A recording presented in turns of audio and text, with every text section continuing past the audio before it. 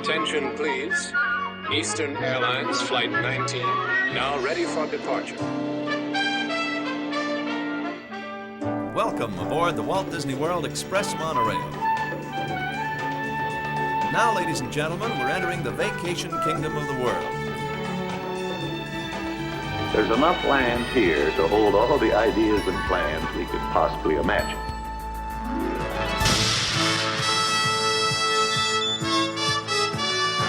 We call it Epcot. Will be our experimental prototype city of tomorrow. Welcome to another episode of the Retro Disney World Podcast, taking you back to the vacation kingdom of the world, the way it was, and the way it is in your memories. All right, welcome to another episode of the Retro Disney World Podcast. This is episode 73. Happy New Year, where we'll be taking you back to different New Years over the past 25 years in Walt Disney World history. I'm your host, Todd McCartney, and sitting in with me, as always, for this recording, Mr. JT Cousier. How you doing tonight, JT? I'm great. Just we shoveled out of the snow here and ready to relive New Year's. I love New Year's at Disney World. It's so fun, and I'm excited because I don't know anything about it. There we go. We're gonna get schooled. And you know, JT, I was thinking I could throw you off a little bit now and then too, because we always record in the evening. So the day that we actually record in the day, and it's just sitting in with me this fine day, not gonna be easy for you to take, right? No, it'll be confusing. Exactly. I just listen for my name, and then I know it's time to talk. I don't hear anything else you say. There you go. You can say, coming in from the crap hole of Ohio, JT, and then... That's all good. Well, speaking of coming in from locations, coming in from someplace close to the Cigar City is Mr. Hal Bowers. How you doing tonight, Hal Bowers? Aloha, I'm doing fine, thank you. I got to cross Cigar City off the list. Cross it up. I got two before I have to go to the library. So, and coming in from the Philadelphia area, Mr. Brian P. Miles. How you doing tonight, Brian? Greetings, salutations. I'm not going to say Happy New Year because it's not allowed after the 7th of January or is it the 10th? Okay. I forget. I think it's fine. We need Larry David's input on that. But. That's right. I think it's fine. Well, gentlemen, it's great to get back with everybody here. And, but I do have my champagne here tonight. Oh, that's my beverage of choice to bring in the new year. Got the bubbly. It's great to see everybody. I know we're on a little bit of hiatus through the holidays and getting back into our swing of things. A lot of retro magic planning going on, and flights are booked. We'll talk about that a little later, but we've got a lot coming up in April and a lot to do between now and then. But that is not why we're here. We're going to talk about New Year's at Walt Disney World. But as always, before we get to that, JT, you've got the listener mailbag has come in. What do we got this month? Okay, well, first off, I'd like to throw a little ephemera your way, and this will be in the show notes. Oh, wow.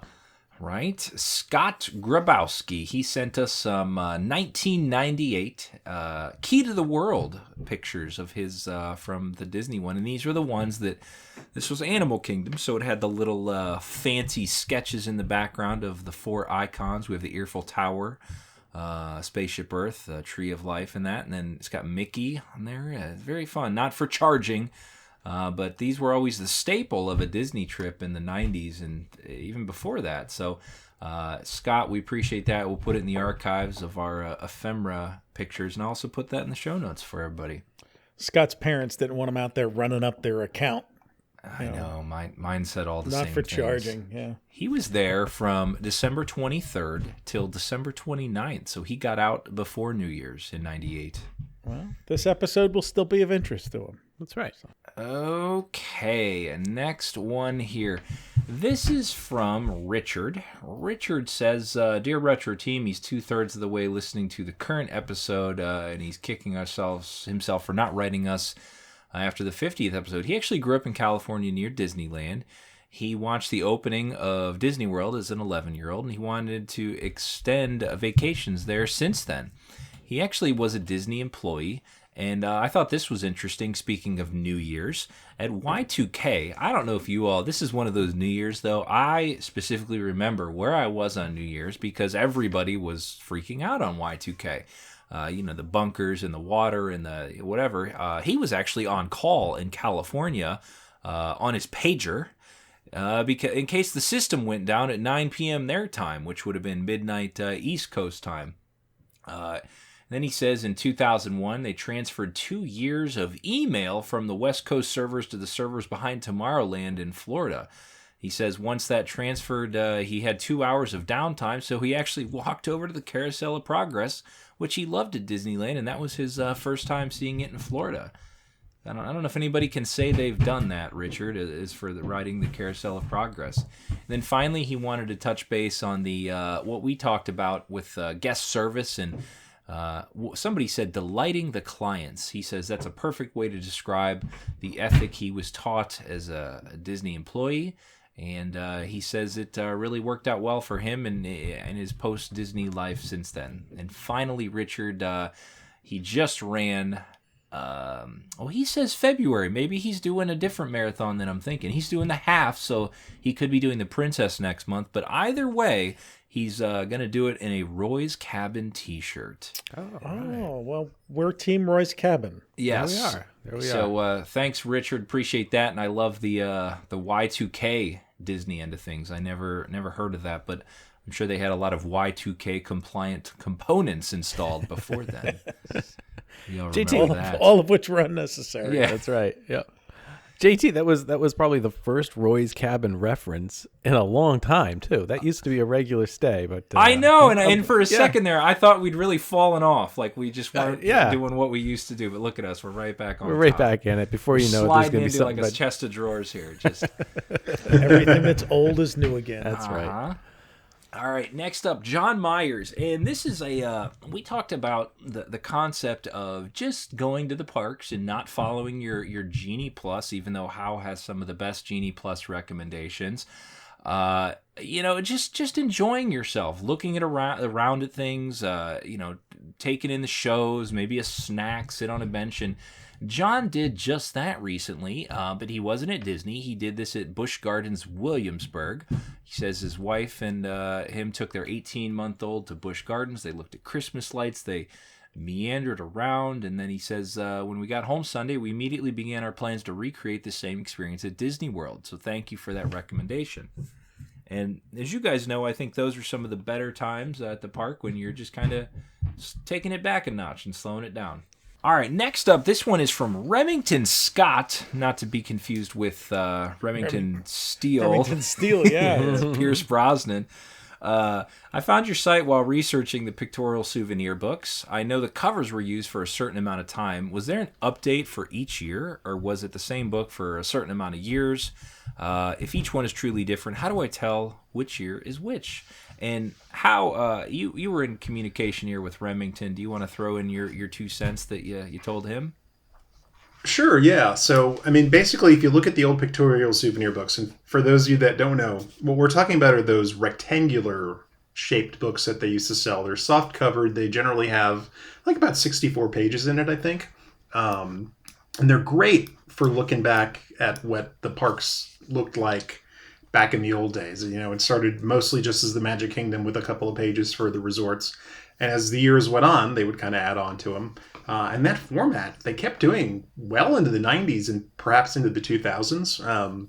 But as was written to us, a lot of the early versions especially reused the same covers. But it's one of the few pieces of merchandise that they made that actually had a real copyright date on it. So if you open up the cover of those 1970s ones, usually on the first page over in the corner, it'll say the copyright date. But what's interesting is, for some reason, Disney always wrote their copyrights during that time period in Roman numerals. I guess so that way you wouldn't look at it and realize maybe it was an old one, in case an old one was on the shelf. You wouldn't go, oh, this one's from 1973. We don't want to buy this. But they did seem to update it usually on a yearly basis. And there's even some other control numbers on some other ones as well. They don't change radically over the course of time, but you will see a big change, like when Pirates gets introduced. It's like then the Adventureland page changes, and when Space Mountain, is built, and the Carousel Progress, it's like those attractions show up in the pages. So, and some subtle differences, especially in the early years. as not a lot changed initially. How we actually have an article on our website too, so we'll link it in the show notes, and we discussed them all the way back on episode 7, if you can believe. Yeah, fantastic. So there was there's 2 early preview editions, and then what you're talking about the early years, 1971 to 76, used the same cover. And I initially, years ago, I was trying to collect them all, so to speak, and see what the differences are. And then they used that one with a kind of a globe look on it, 77 to 82. And in 83, there was Epcot had its own book. In 83, you've got 2 parks into one book, and then another cover was used from 1984 all the way to 1988.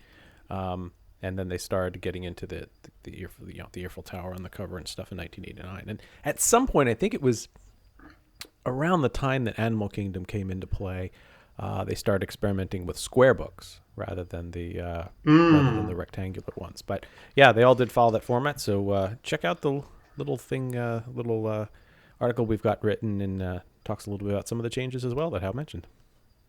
Yeah, and I've got a 90s one with the characters on it rather than any of the photos. But they're like I said, they're great little books. It's always nice to grab one and flip through and either see stuff that you weren't around to enjoy, or reminisce on the things that you did experience. And they're probably some of the first, gateway introductions to Walt Disney World history, because you go to a flea market, or your great aunt Bertha says, "Oh, look, here's this old stuff," and they've got one of them, and you sit there and your jaw drops and you look at these old photos, and that's kind of how it was for me. Right. Yeah. And the classic story is the reason those exist was because of Disneyland, and Walt wanted, they didn't like to spend money on advertising back then. But it was something that they could sell at Disneyland, and people could take home and put on their coffee table, and then other people would come over to your house and go like, "What's this at Disneyland?" And I remember there was a story about the pricing. I think it cost 10 cents, and it actually cost them 10 cents to make. And they, at first, they were like trying to tell Walt, like, "Oh, you should charge 15 cents or 20 cents for this and make some money on it." And he was like, "No, I want to sell it at cost, so that way we sell as many of them as possible, and we get, these out to as many people and coffee tables as possible, so it drives more people here." Absolutely brilliant. And if you think the history of the Walt Disney World pictorial souvenirs are muddied and confusing, don't even dive into Disneyland, because you've got another 15, 20 years on top. And if the consumerism of the 50s, mid 50s, when Disneyland opened, into the 60s and early 70s, people didn't tend to get rid of things that they paid for. Yeah. Like they weren't it wasn't as much conspicuous consumption as there would be in later decades, and more modernly. Now we get things and we get it and it's gone. You buy something and then, Peloton's out, so we're putting this out in the Goodwill and getting a different exercise bike. People just didn't do that back then. It's why you would go to your grandmother's house and she'd have like stuff from 1940 there that she was serving you dinner from, so you would pay 15 or 10 or 15 cents for this pictorial souvenir. And believe me, when you were cleaning out their house when they died in the 1980s or 90s, that book was still there. All right. Well, thank you, Remington. And like Todd said, I'll link the pictorial souvenir portion of our site in the show notes here.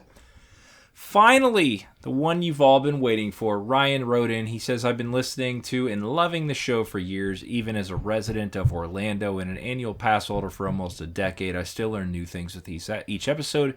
Keep up the awesome work."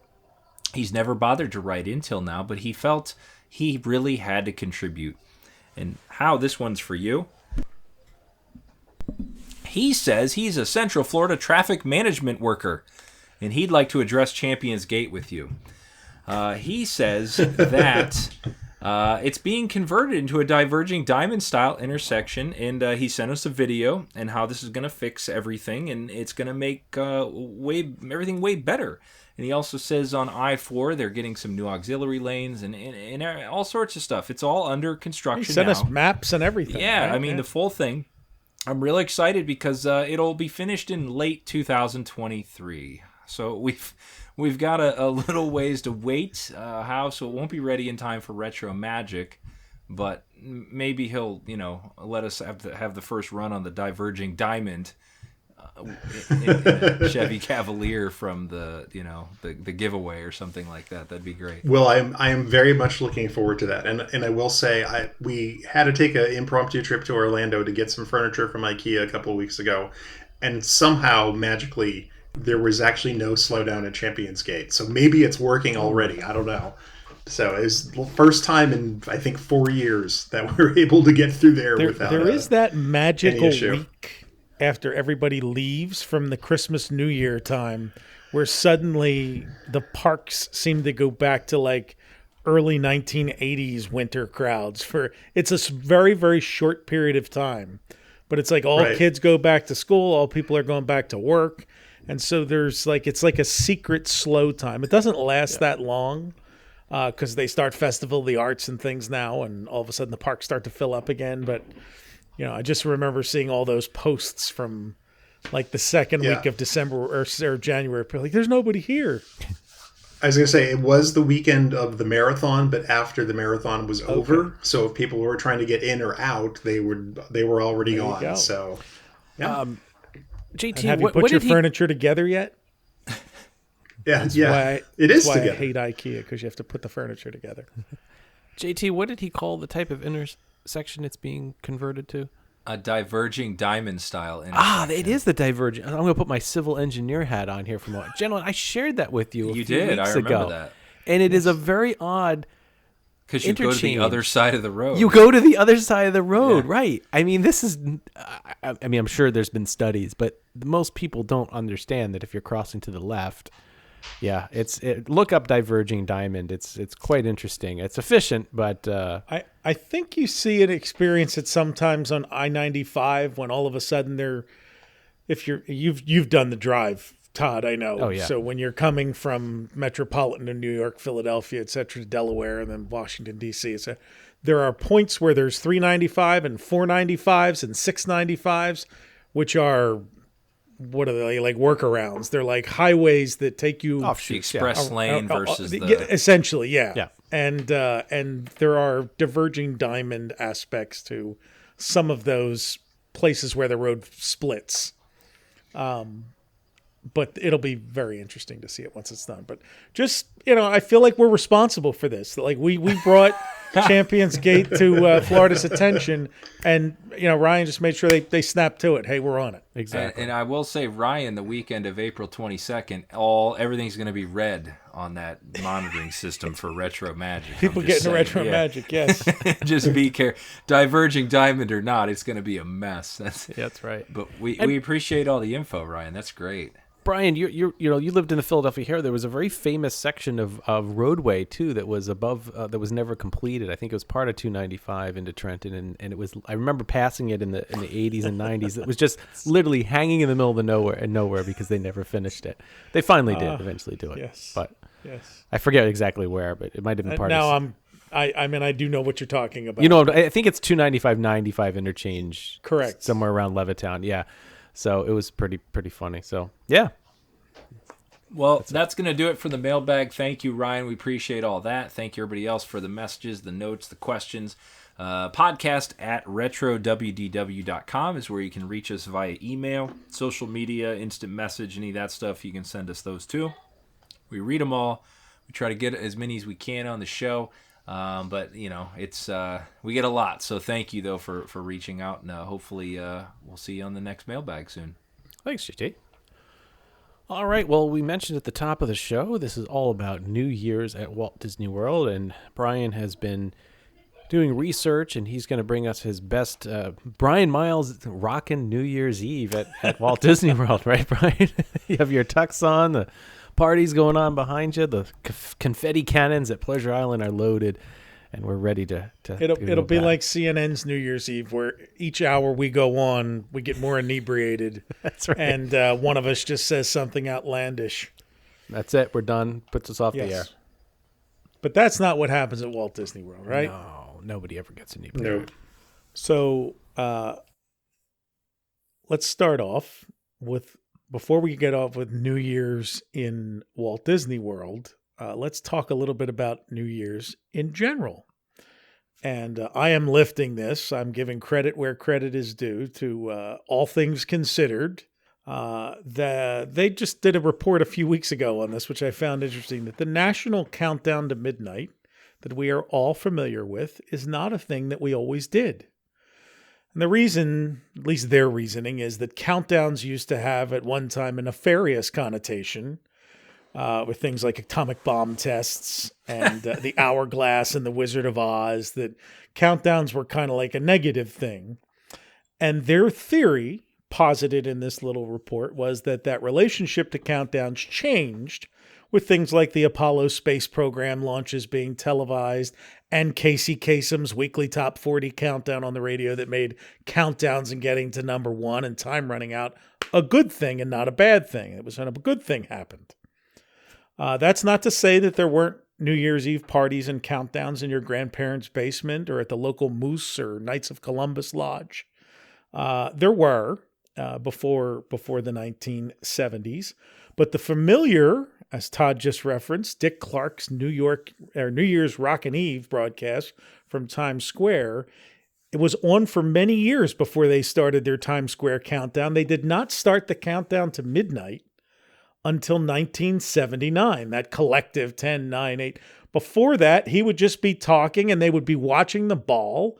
And then once the ball would hit the bottom in 1975, he'd say, "Hey, well, it's 1975, everybody." It was yeah, it was more like it was more like a sportscaster than Or watching the ball come down. It's got about 3 feet. Its acceleration this year is much greater than last year. Well, more it would be, and there are. I mean, you can go back and look at clips. They're on YouTube. But more, it's been a hell of a 1974. Our president resigned, and this happened, and our last moon launch, and this and that. And we're now in 1975. Let's see what she brings. Like, it was more of a kind of a retrospective as the ball would drop. Yeah. Instead of everybody counting down. Yeah, I bet they couldn't accurately time that back then. That could be as well, Howard. We watched all the years, over the years, the countdown, the ball dropping, and I was surprised if you watch them. I mean, it was like 40 of them in a row. Some years were real smooth and well-timed. Other years, I mean, it fell like a ton of bricks. Yeah. And then for a while there, I didn't know this. I know this isn't the New York podcast. It was an Apple that lowered down. Yeah. Oh, yeah. So I had, it's funny, I didn't put it in my notes, but it's either 1904 or 1908. One of those 2 years stands out as the year that it started in Times Square, the tradition of lowering something. But it officially being like a Times Square celebration didn't happen for decades, like where it became like an officially organized thing. And then, of course, once Dick Clark puts it on television, it became a bigger thing. But before that, I mean, I have pictures, I share it every couple of years on Twitter of my grandparents with their little, Happy New Year hat and noisemakers. I have my grandparents' vintage noisemakers. And so I mean, New Year's parties were a thing. Yeah. But just that collective nationwide, and of course, we were in 4 different time zones then. I mean, we're still in 4 different time zones across the country. But they weren't as good with network television, being able to alter programming from place to place. So, that a lot of that probably played in it. But all of that, we're having this discussion because what happened at Walt Disney World on that first New Year's Eve, just a few months after they opened the parks, as they closed the books on 1971 and rung in 1972. There was a fascinating conversation on a Facebook page of former cast members, started by a guy named Bill Jennings, who shared a photo that he took of that first midnight at the castle on New Year's Eve, 1971, which we're going to share in the article. I gave it to the guys to share in this article. And it started a cascade of comments that I want to share. First, starting with Bill's, where he said he would not have been a cast member for another year after the picture, but they had friends in town, and they went to the Magic Kingdom on New Year's Eve. Here comes a consistent theme. It was not crowded. They walked onto most things with no waiting, and cast members told them to be in front of the castle at midnight. And at midnight, Mickey Mouse appeared on the little balcony underneath the clock on the front of the castle. looking down Main Street. So Mickey came out onto the balcony, and fireworks. Now, I have a little fireworks sidebar here, which actually turned into a bigger fireworks sidebar than I wanted. But fireworks began at Disneyland in 1958. Walt Disney, who was in no way interested in guests spending money on food, merchandise, and rides in his park. As you know, he was just a benevolent, charitable man doing it just for the smiles on kids' faces. That Walt Disney was concerned because people were leaving his park before dark, which prevented them from spending money on food, merchandise, and rides, which, as you will recall, he had absolutely no interest in. So not being at all concerned with such things, Walt suggested to keep people in the park until dark, they should have fireworks at Disneyland. So you enter fantasy in the sky. Now, I'll be pulling tonight from episodes of the Disney News and the Eyes and Ears cast newsletters, which were a great resource for trying to figure out some of what was going on early on. But they did an article in 1971 on fireworks in the parks. And I want to read you actually it's a rather lengthy section, but it is quite interesting. So Disneyland's Fantasy in the Sky fireworks, they have been staged 80 times each summer since 1958. This is written in 1971 or 2, I think, 72, I think it was.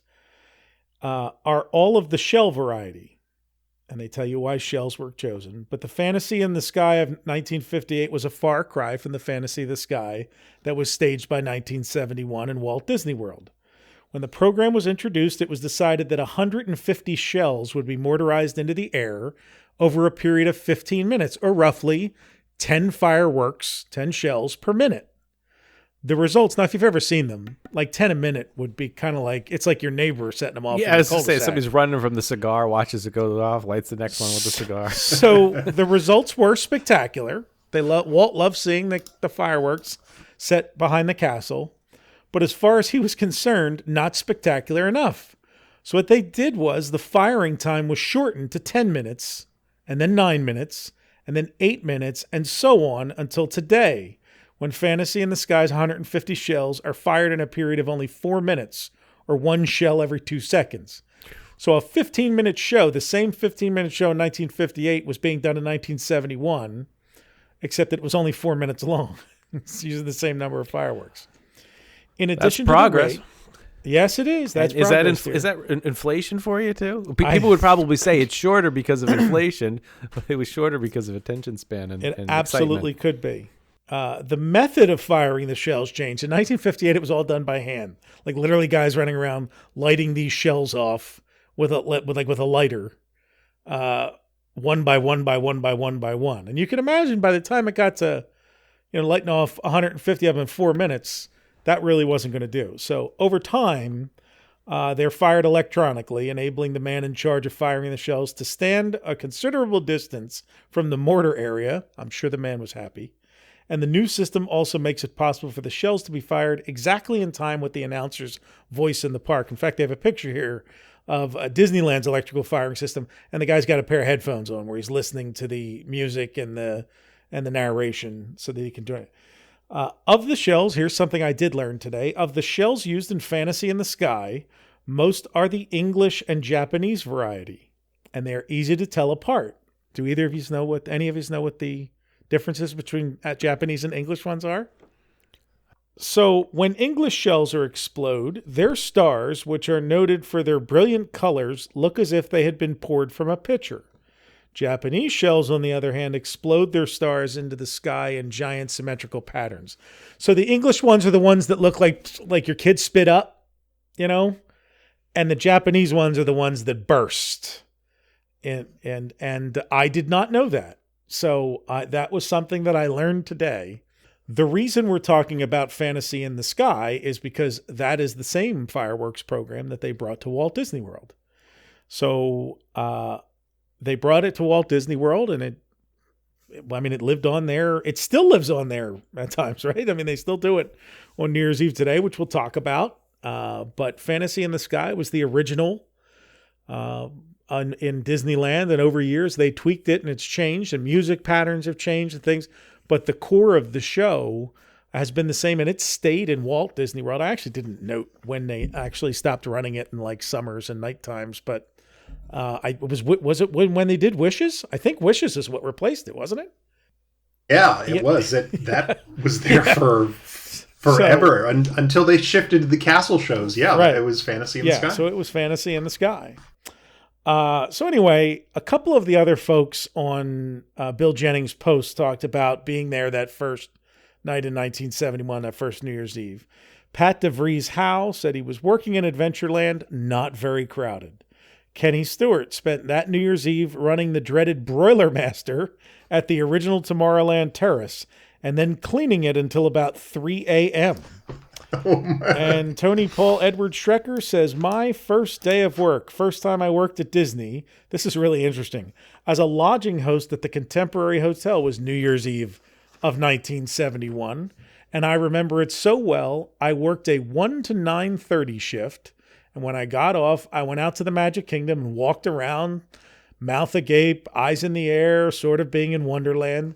I met a family and invited them back to the 4th floor at the Contemporary and treated them to some apple pie and such, the famed 4th floor of the Contemporary. Then drove them to the main parking lot in my 69 Camaro convertible. We were jammed in there. It was a Goodwin family from Kissimmee. So if anyone from that family sees this post, give me a yell, yeehaw to all. So I don't know if any of the Goodwins are listeners, because nobody ever replied to that post saying that they were from that apple pie family of New Year's Eve 1971. But that is an interesting story. The formal entertainment of that New Year's Eve 1971, and we're going to talk a lot about the entertainers that entertained the guests in Walt Disney World on these various New Year's Eves. But at the Contemporary in 1971, the flagship resort, singer Patti Page, who I remember growing up as a country singer because she did a lot of country albums in the 70s, but she was really what they called a girl singer back in the 40s and 50s. And her most famous hit that our people might recognize is How Much Is That Doggy in the Window? Oh, yeah. That was one of Patti Page's hit. Big songs and still gets used a lot of times in like novelty commercials. And Dixie band leader and singer Bob Crosby. And this is not the last you'll hear of Bob Crosby, but he was a Dixieland band leader from the 40s straight on up through, you'll hear at the end of the program. So that was the first New Year's Eve, 1971. And, obviously there were other things. There might have been people that are listening that were there and have other memories of it. But the crux of it was that it was very not crowded. It was a new park, and maybe traveling at the holiday season wasn't in fact, it was probably abnormal back then unless you were traveling home. Going on vacation was not a normal thing back then. So very interesting. 1972, man, they stepped it up. They brought Jimmie Rodgers. And Jimmie Rodgers had a 1957 hit, Honeycomb. And I actually have the write-up on Jimmie Rodgers. If anyone, that song was featured in the movie The Iron Giant, which is probably how a modern audience would have heard that. There you go. For the first time. So 1972... New Year's Eve bash, what a bash. And I'm reading now from Eyes and Ears. Magic Kingdom open until 2. By the way, that was the normal. If you as we track these, generally the park was either open from 9 to 2 or 8 to 2. It'd be either open 8 in the morning until 2 in the morning or 9 in the morning until 2 in the morning. There'll be no mistaking it's 1973 when precisely at the stroke of midnight, the sky over the Vacation Kingdom comes aglow with a special Fantasy in the Sky fireworks presentation to welcome in the new year. It's worth noting that what made these different than the fireworks that they would run in the summer or whatever, so they would add special tags. They still do that today. There's holiday tags or New Year's tags. 4th of July, a lot of times there's a tag that they add an additional couple of minutes of fireworks and music and things. So that's why it was a special Fantasy in the Sky versus the ones that they would run in the summer. They didn't do fireworks every night back then either. It's normally summer season and then on holidays and special events.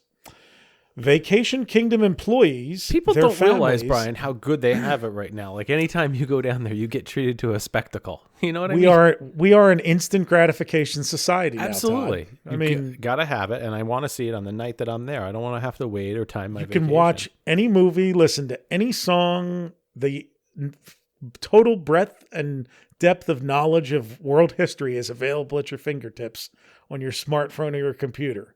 Back then, you had to get the Encyclopedia Britannica and wait until all 26 volumes showed up. That's right. You just you didn't know everything until like 2.5 years later when the Z's showed up.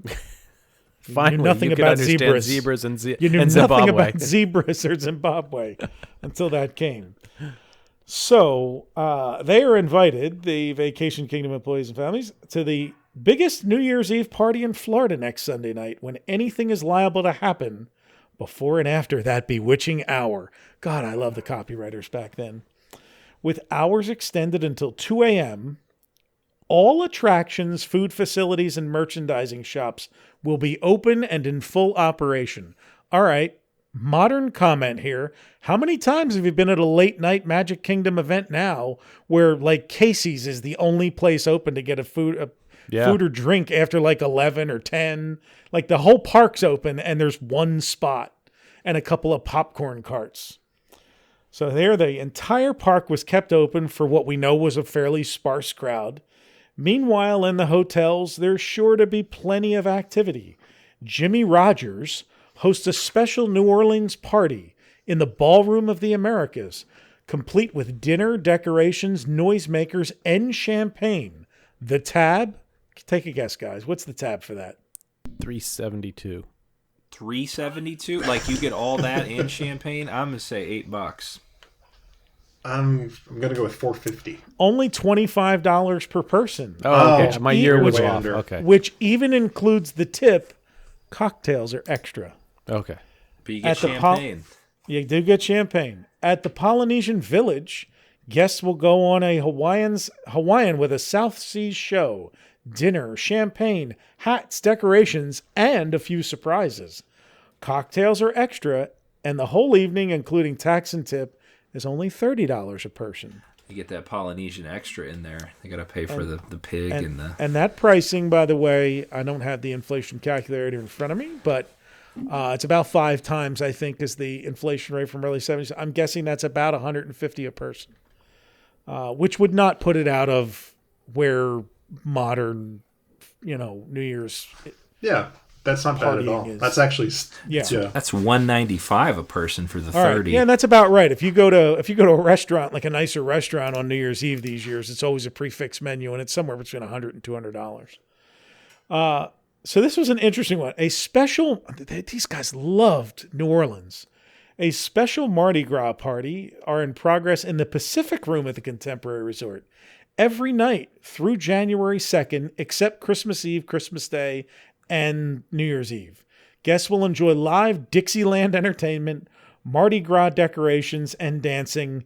There's no cover charge, and drinks are only $1.50.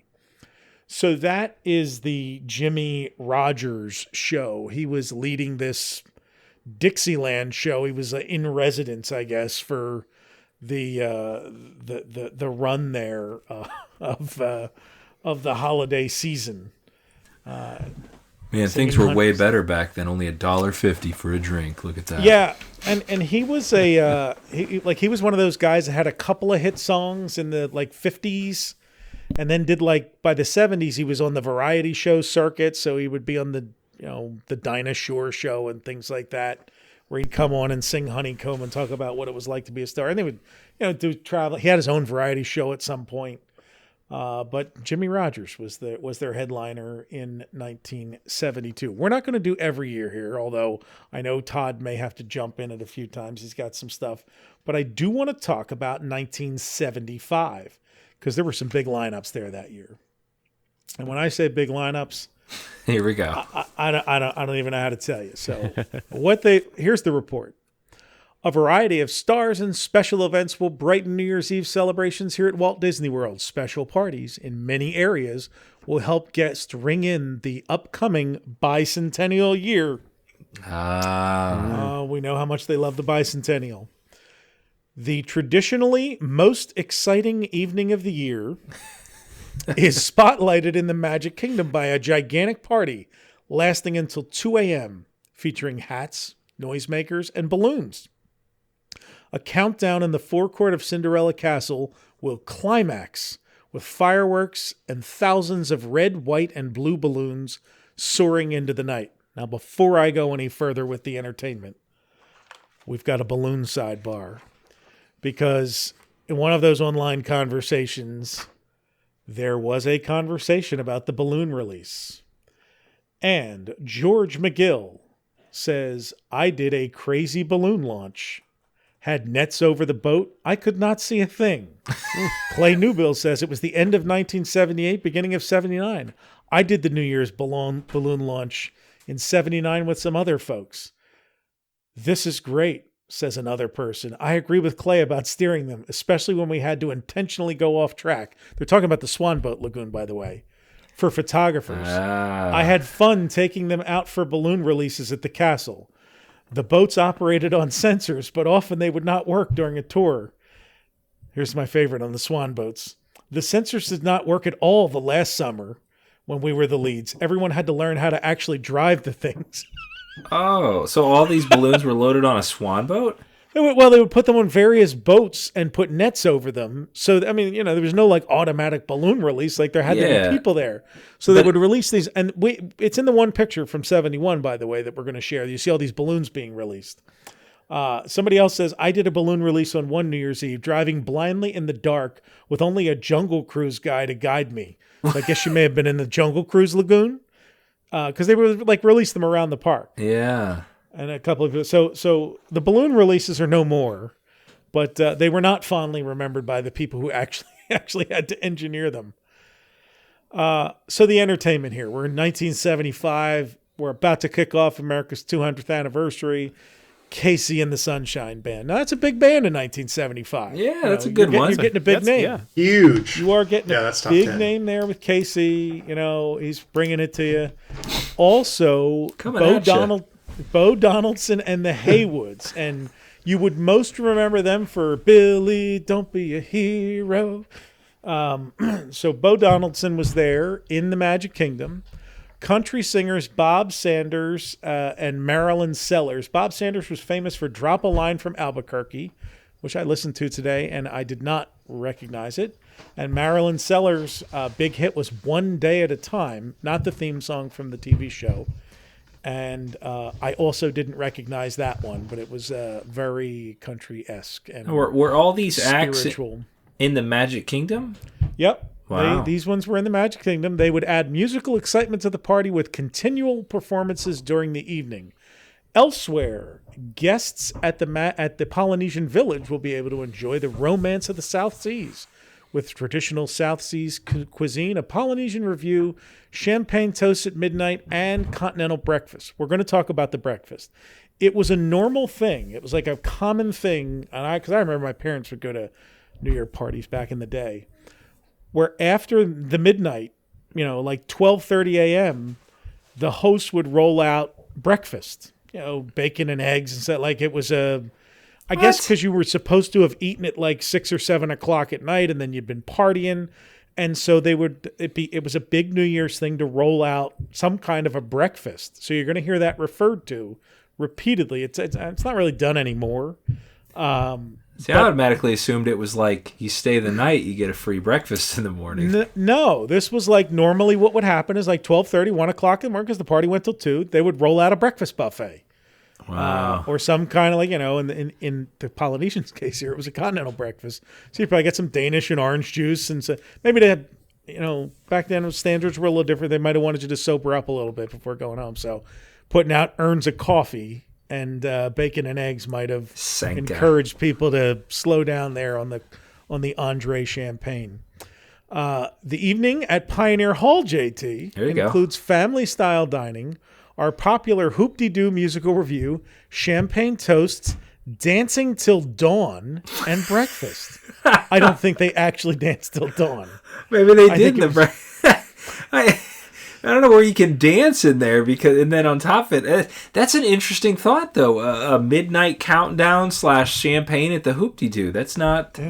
I like this because you know what it is. Where does everybody go now for New Year's? Magic Kingdom or Epcot? That seems the two. Right. I like that they branch out like resorts have and things. Like that'd be an interesting idea for like a ticketed event, like a New Year's celebration at Port Orleans or something. My recollection is, I'm remembering pre-pandemic here, but there was normally some kind of a black tie offer at the Grand Floridian, and we're going to talk about the first one at the Grand Floridian, 1988. In recent years, like they're like a $500 a person ticket. Really? Yes. And my recollection is there's one at the Contemporary as well, that there have been packages offered. But as you're correct, most people are in the theme parks or kind of doing their own thing. Yeah.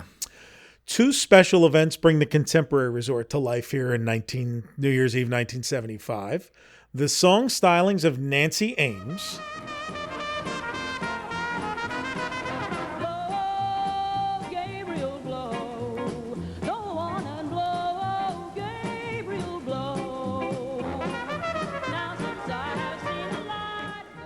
Plus, comedian songstress Mimi Hines and comedian Ronnie Shell will entertain at the Top of the World and the Ballroom of the Americas. A gourmet dinner, dancing, fireworks, champagne, breakfast, and excitement till the early hours completes New Year's Eve at the Contemporary. And even the youngsters have their own fun planned. A supervised party for children 7 to 12 years old in the Fiesta Fun Center at the Contemporary Resort includes games, classic Disney films, refreshments, party favors, and Fantasy in the Sky fireworks. Younger children are entertained at both the Polynesian and Contemporary Mouseketeer clubhouses.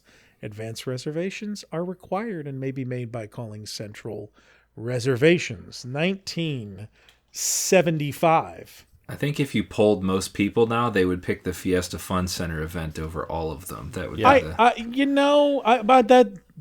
That's like going to an arcade. Hoop-Dee-Doo, man. The Hoop-Dee-Doo might be your John. Yeah, that would be mine. But man, that would just be all. We should talk about at the end of their big bicentennial year. Remember, the America on Parade on 2 coasts. They were doing stuff in cities around the country. I mean, Disney was at the center of the bicentennial. So naturally, they would want to roll out 1976 and do it big. And they couldn't get any bigger than booking Starbuck, the year that group had its one and only hit. You're on your way. Moonlight feels right. Moonlight feels right. So Moonlight Feels Right was their big hit that spring and summer. And by the end of the year, they weren't that busy because Disney booked them in a residency on the Tomorrowland Space Stage starting December 20th through January 1st. They gave them Christmas Eve off. But they literally had the group Starbuck there for 2 weeks, the entire 2-week holiday period, to perform Moonlight Feels Right and presumably whatever other songs they sang. Because limited engagement. 2 weeks only. Yeah. But on New Year's Eve, they played at 10, 11:30, and 1 a.m. So they could perform Moonlight Feels Right and a few other probably cover songs. But so what year was this? 1976. So this would have been December of 76. So the song was released in December of 75, but didn't chart until April of 76. It was a big hit for I guess they would have been kind of on the downslope. Correct. Right? It's the big hit of summer of 76. It climbed the charts. And so Disney, we got to book them. These are the hottest acts, Morty. These are the hottest acts. We got out of here. And by the end of 76, they were there to sing their one hit song. So they played it at the beginning, they played some junk in the middle, and then one more time at the end to close it out. Correct. But that's not it. They brought the funk too. Oh, Disney brought the funk. The Walter Murphy Band came in to perform their hit "A Fifth of Beethoven."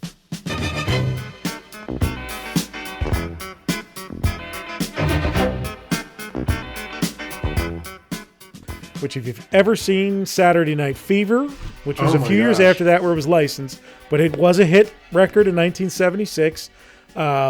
If you've ever seen Disco Stew on The Simpsons, he's also danced to a Fifth of Beethoven. It's Michael Iceberg and his Iceberg Machine, who was in residency all the time.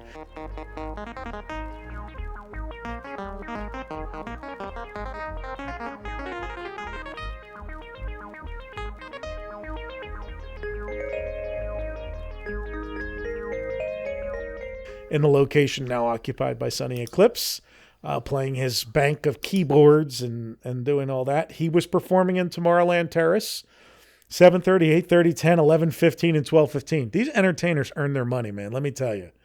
I mean, you know, your big acts doing three shows a night. This guy's doing 5.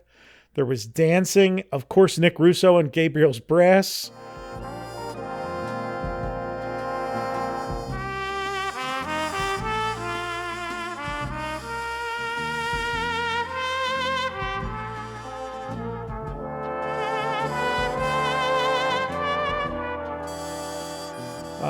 Playing in Fantasy Fair. They were there constantly.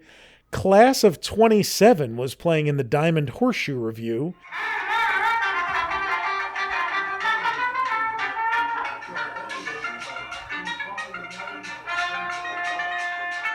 At 8:15, 9:30, 10:45, and 12:30.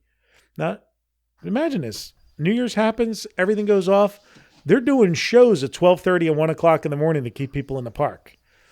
Tom Nabby would probably tell us that was to control the release of folks out of the park so that everybody didn't leave at once. Nowadays, they're just like, you know what? We'll run one monorail and just let all 90,000 people just come out and they can wait. Oh, it's like a Who concert at the end of the night exit. Just Is that right? Yeah. oh, it is. The Patriots game just ended. We're all heading to our cars. I mean, it's crazy. I do dig that, though. It does remind me of like the Epcot, because every country seems to have its own little thing going, and you know, this seems like that at the Magic Kingdom. You could go here for this type of music. That's very cool. Yeah, and we're going to touch on that a little later, but absolutely, you know, it was broken up. That wasn't even it. The Sandy Valley Boys, who we've talked about before, were on Pecos Bill's stage in Frontierland. Alaska, where the big pipeline will be. The Mardi Gras Sound Company was at Town Square on Main Street. And there was additional entertainment in Frontierland at the Bear Band stage. The Bear Band stage. Whoa. The Bear Band stage. Does that mean, is that a band without any clothes on? I know it's spelled bear, B-E-A-R. Okay. So I'm wondering how did they... I'm assuming that's the upper deck above the entrance to the Country Bear Jamboree. That's what I thought. I was gonna ask you if that's what it was. Yeah, because they used to do live bands there from time. Today the characters will come out and wave there, but yeah, they would. It's a safe COVID distance meet and greet. So I mean, you know, we had to take a couple years off here because you have Starbuck in residency. I mean, you're going to hear like Moonlight Feels Right. You know, if you're a cast member, you could have heard it like 15 times a day, performed by the actual live artist. That's like seeing... It does have one of the best marimba solos of any song. 100%. I mean, it is an earworm if there ever was one. We're going to skip a couple years, though. We're going to go full disco. 1979. We're closing out the 70s. New Year's Eve, 1979, heading into 1980. There is an entire booklet published. The entire thing's on our site. It has been for a while. Beautiful artwork, custom artwork here. Celebrate New Year's Eve with style. And inside there's an invitation for you. And it says, ring in the new year in your own part of the world. Capital W. This New Year's Eve, we invite you to enjoy one of our 5 fantastic celebrations at the Walt Disney World Vacation Kingdom. Sensational dining, outstanding entertainment, and joyous holiday cheer, all making one of the happiest New Year's ever. Now, at the bottom it says, and I think this was probably sent to people who had reservations over the holiday. Please act immediately. Reservations are limited. Mail the enclosed card along with full payment before December 3rd. Availability is a first-come, first-served basis. Join us this New Year's Eve and start off 1980 right. All right, boys, you're going to have to pick your party. Remember, there's 5, but really there's only 4, and then there's a 5th option for kids. Lake Buena Vista Club. Make this New Year's Eve a classic amidst all the exquisite beauty and charm of your own personal club. A delightful way to ring in 1980 with the extra added touches that will make this a New Year's celebration long remembered. The evening begins with hors d'oeuvres followed by elegant dining at its best, featuring sautéed filet mignon. After dinner, dance away the final hours of 1979 and toast champagne to the awakening of a new year, 1980. Coats and ties for the gentlemen, please. Cash bar, $45 per person, includes all tips and taxes. So there's your one option. Let's kick it up a notch and go to the top of the world. I was going to say, I need a shrimp platter and a pitcher of margaritas. Let's go. For the starlit glamour of a Hollywood-style celebration, come to the top of the world. The elegant supper club high atop the Contemporary Resort Hotel. It's a New Year's Eve in the sky, an evening with the stars, featuring the talented Phyllis Diller. Thank you. You know, a terrible thing happened to me again last night. Nothing. No, actually, something bad did happen. A peeping Tom called me on the phone hysterically begging me to draw my shades. He said he was eating. And Bobby Goldsboro.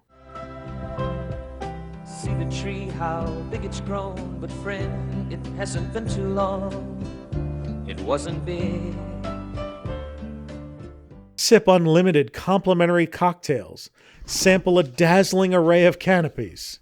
Dine in gourmet splendor over exquisitely prepared beef Wellington. Then dance into 1980 with the music of the Top of the World Orchestra. I'm turning into Michael Buffer. At midnight, you'll toast the new year with champagne while the world comes to light with the Fantasy in the Sky fireworks. As the magic hours move on to morning, top off your celebration with a light breakfast of coffee and pastries. Coats and ties for gentlemen, please. $75 per person, includes all tip and taxes. So $75 in 1979. Wow, that's... I will guess 2 or 2 1/4. $272.49. Oh, that's an she better be worth night it. Out. Yeah, she better be worth it. All right. I mean, that's going by that, and people complain about a one-day park ticket. Man, yeah. that's one. You know, is that that one is unlimited cocktails though? Remember, I mean, yeah. we could go heavy there. Yeah, that's true. Booking the revolving restaurant over Times Square and Christopher Cross. Now, I'm going to ask Hal, because he's our resident, alcohol specialist. In 1979, Hal, unlimited cocktails, were they given quality, or were they going just out of a pitcher jug? You know, here's your drink pre-made. If you recall, we have their full list of all stocked bottles in that 1981 food list, the book. That's on our site, which we'll have to link in the episode notes.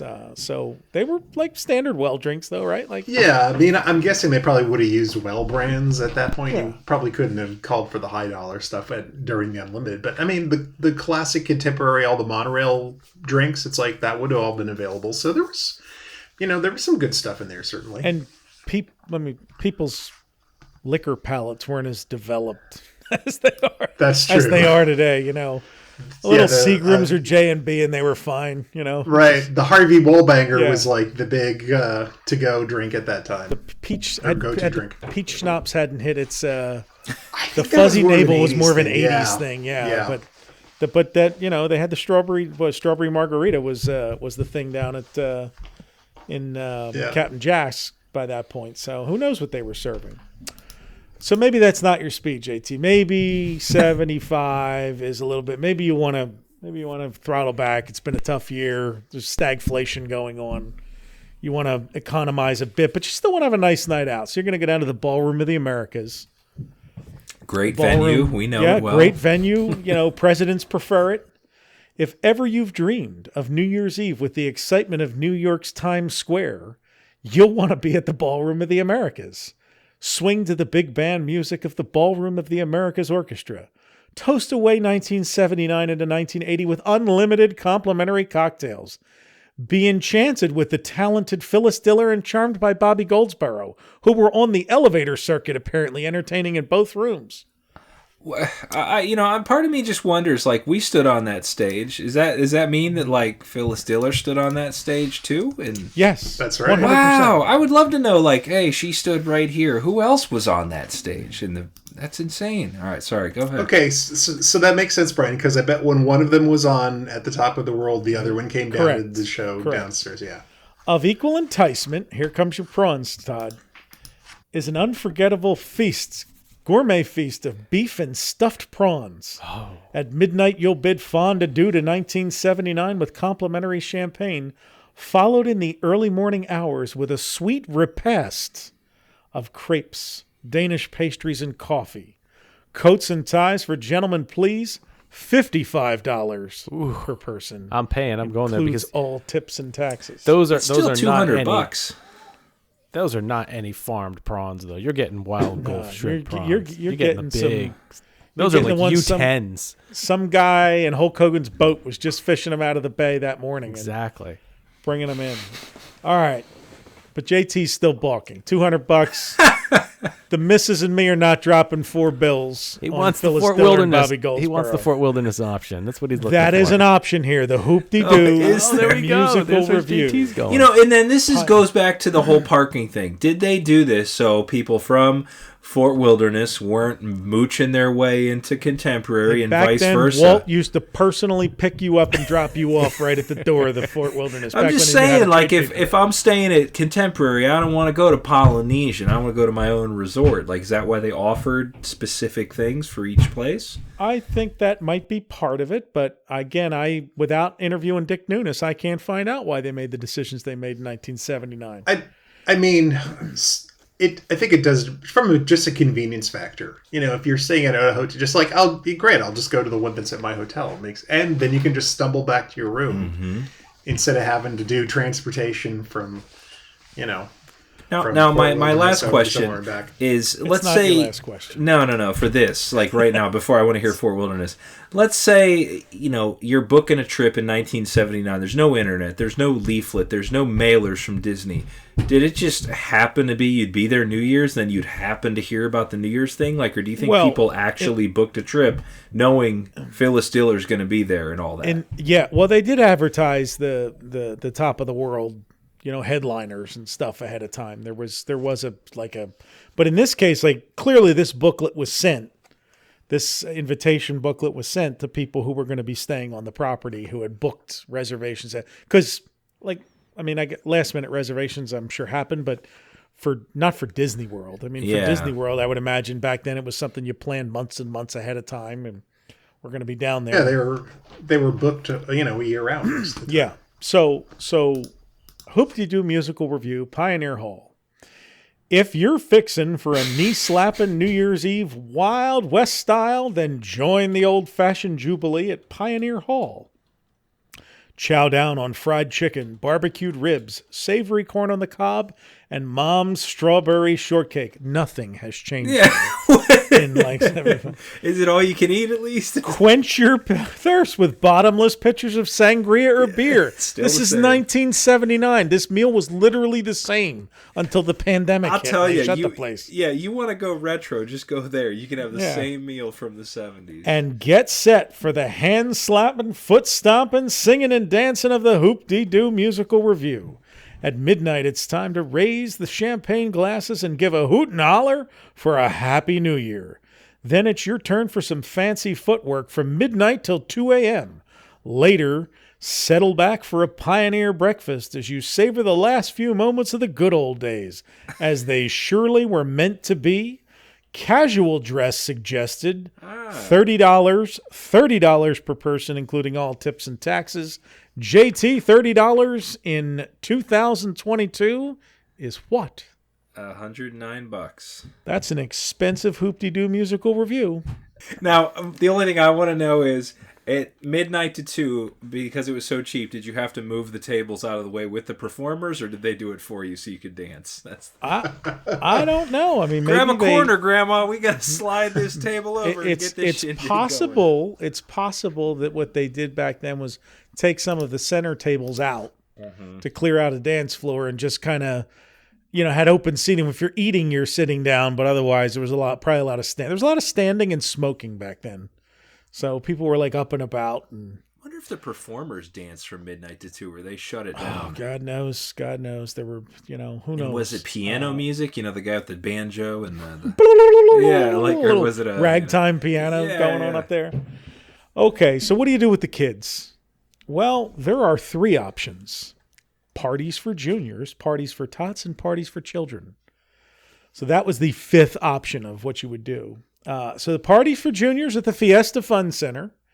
It's a magical New Year's celebration for children ages 7 to 12. Disney films, supervised viewing of Disney's Fantasy in the Sky fireworks, refreshments and party favors, $6 a kid for the children of resort guests who attend one of the adult parties only. So you can't just dump your kid there and go to the Magic Kingdom. Parties for tots at the Contemporary and Polynesian Village resorts. 2 big celebrations for children ages 2 to 6. They'll be at both the Contemporary and Polynesian Village resort hotels. Cartoons, refreshments, and party favors, $5 a child for the children of resort guests who attend one of the adult parties only. Okay. And a party for children at Lake Buena Vista. A lot of fun and games for children ages 2 and up. Refreshments along with widescreen television and movies, $8 a child for the children of resort guests who attend one of the adult parties only. Boy, what a pain to go all the way to Lake Buena Vista to drop them off and get them. How do you get them back? Well, but there was a party down there too, though. There was the first party was the Lake Buena Vista Club, right. So that's right. So it's or people could have been staying there and been like, I'm going to the Contemporary. I'm going to dump my kid here in the Sand Trap, and let them just open the Yuengling tap and have at it. Widescreen television, wow. Yeah. Well, back then, I think they just mean big screen television as much as widescreen. Because, all the big screen televisions were those projectors back then. And a big screen was a big deal. Terrible pictures. Just terrible It was 48 inches. Humongous screen. We're going to a house that has a big screen? Those guys would always invite people over for the Super Bowl and stuff. So you could kind of make it out on that dull projection TV. Should have stayed home and watched my 20-inch Sony. Anyway, we'll talk about. I'm going to skip unless there's a drop in here before 1988. Todd, how, anybody? I'm going to jump to 1988, which would be 8 years later, because the Grand Floridian opened that year, and with it took the status of the new flagship resort from the Contemporary, which had held that title for 15 years. And it opened in 1988 and hosted its first black tie New Year's Eve gala. The Palm Beach Society Orchestra, later known as the Grand Floridian Society Orchestra,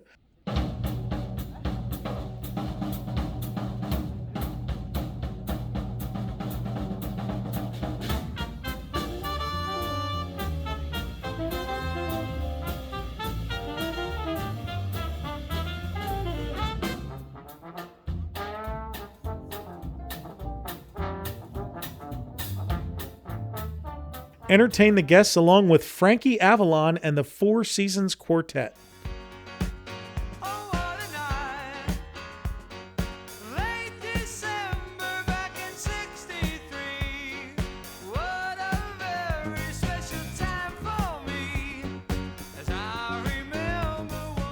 If you didn't have the dough to get in there, our old friend, I told you he'd be back, Bob Crosby, the Dixieland band leader from Walt Disney World's New Year's Eve #1 in 1971, returned to entertain 1988's park guests at Epcot Center. We're just going to go back there and be like, hey, man, we got Bob Crosby for you again. Bring in 1971. Yeah, you remember? He had some kind of tie-in I remember reading one time. I went down a rabbit hole with him. He used to do a lot of stuff with Disneyland, I think. in Walt Disney World. I can't remember what the connection was, but he was a staple. Other than that, those guys seemed to love New Orleans and Dixieland stuff. Like, couldn't get enough of New Orleans and Mardi Gras and Dixieland bands, and like they still like lean heavy into it. Do you think? Yeah. Do you think Eisner was at the first black tie at Grand Floridian? You know, that's a good question, and I don't know the answer to that. Like he might have been. Maybe somebody listening attended. You know, that first one. I don't. You know, it's a shame I don't have the amount that they charged for it, because I am sure JT would be clutching his pearls right now. At whatever kind of dough they were pulling out of those. What folks. was the last one in 79? 79 The was, top we tier? figured out, was 220, right? 225 or something like that for the top of the world. I think we came up with. And, Wasn't that where we ended up with that one? Because that was 75 a person, yeah, in 1979. So Yeah, I mean, even if it was $150 in 88. I want to say the last one I read, and I'm just pulling this one. You guys could probably look it up. I want to say New Year's Eve 2019 at the Grand Floridian, there was a black tie thing, and it was like $500 a person or something like that. It was, you know, and it was gourmet dinner and everything. But I do recall that they were still doing these, and they did one at California Grill. There was a big expensive one before the pandemic. So that was the first one in 1988. In between that and the next one we're going to talk about in 1990, which I just have a brief mention here. If you want to know anything about Pleasure Island and the nightly New Year's Eve celebration and the atmosphere and the change that's going to come to the entertainment schedules going forward, please go listen to Hal Bauer's trilogy on Pleasure Island. Those were episodes, numbers, whatever. Todd knows them somewhere. We'll link them here. Yeah. We'll link them in the show notes. But we did, I think it was 3 episodes, right? On Pleasure Island. Yeah, because how's Jones in for the 4th? Yeah, everything you ever wanted to know about the place. Disney opened it and did a nightly New Year's celebration. But, of course, the actual New Year's Eve was a big deal. There are people still, from Hal's episode, they're still looking for those plaques. They're still out there. One sent to us this They're week. lost at Disney Springs. Somebody just sent one to us this week. Yeah. In 1990, if you were at Pleasure Island, you could be entertained by the likes of the Village People, doing Macho Man and YMCA, and in the Navy.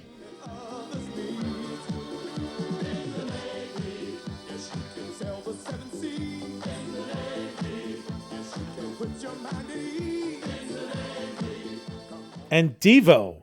Yeah, Whip It. They're from Akron. Yeah, Whip It. Try to detect it. It's not too late to whip it. Whip it good. When a good time turns around. But Whip It was earlier in the 80s, wasn't it? It was Yeah, what year was this one? 1990. Oh, 1990. Yeah. Pleasure Island. So They still wore the little buckets on the head. you know, they leaned heavy in because Pleasure Island gave them all of those venues.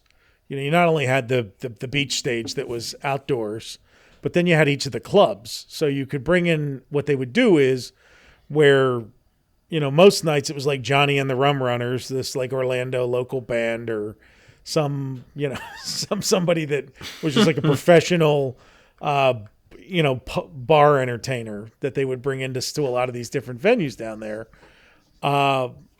They always leaned heavy on Pleasure Island into big names. They would bring in big names for New Year's Eve. So 1992, let's talk about this amazing lineup of entertainment. The Disney MGM Studios, and I believe we have video of this one. No, not this one. Features 30 years of rock and roll with Mitch Ryder,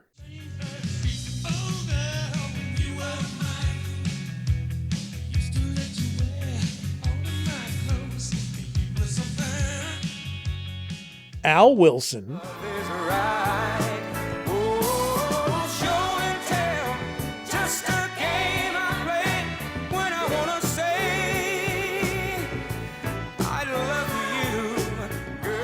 Otis Day and the Knights. Now wait a minute. Wait till Otis sees us. He loved us. Pat Upton, I'll be spending time with you. Oh, I love you Jewel Akins, Let me tell you about the birds and the bees and the flowers and the trees and the moon up above and a thing called love. Yeah. Mickey Dolenz,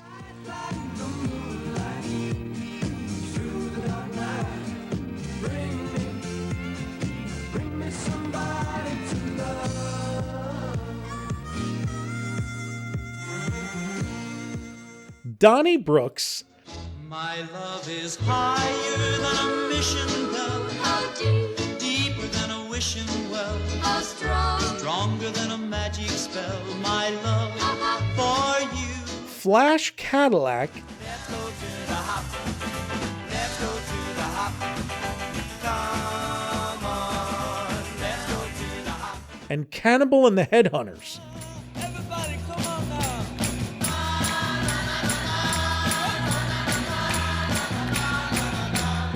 Let's do one more time.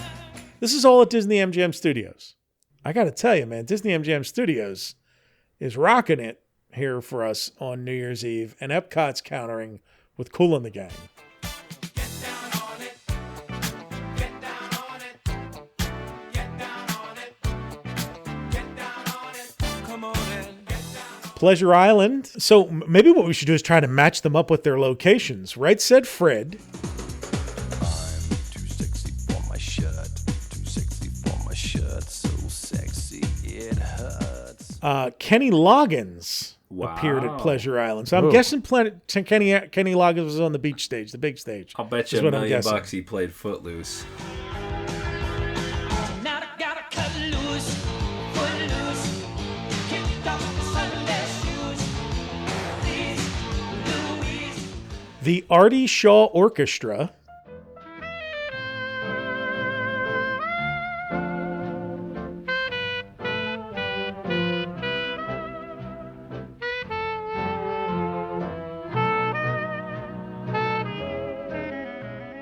Singer-comedian Weird Al Yankovic. Really? Okay. It's 1699. We've been spending most our lives living in an Amish paradise. A churn by Spyro Gyra.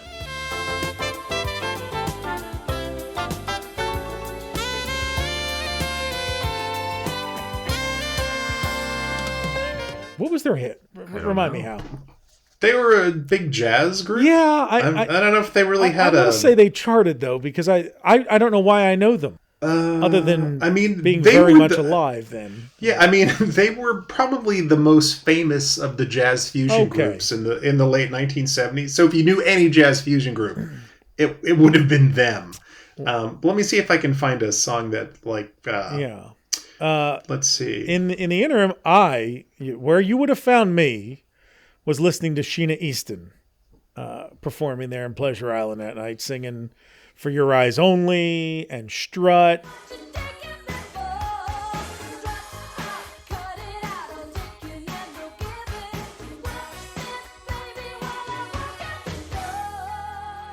I saw Sheena Easton at the in the lounge at Las Vegas Hilton about 15. So what about 9 to 5? The morning train. Morning Yeah, train My 9 to Baby 5? Takes the Morning Train. But the one I'm thinking Yeah. is, Almost Over You was the one I was almost okay. over you. Do you think she was doing the Sugar Walls and the Prince songs? I then? don't know what she was doing then, but Sheena Easton was there. The Fabulous Thunderbirds were there.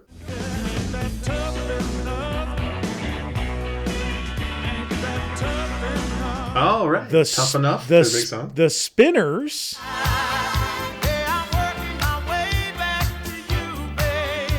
and the happiness had died. I let it get away. And country music artist Dave Durham. I don't know enough about early 90s country to tell you what Dave Durham's claim to fame was, but clearly you could have gone and heard him at the Armadillo Saloon.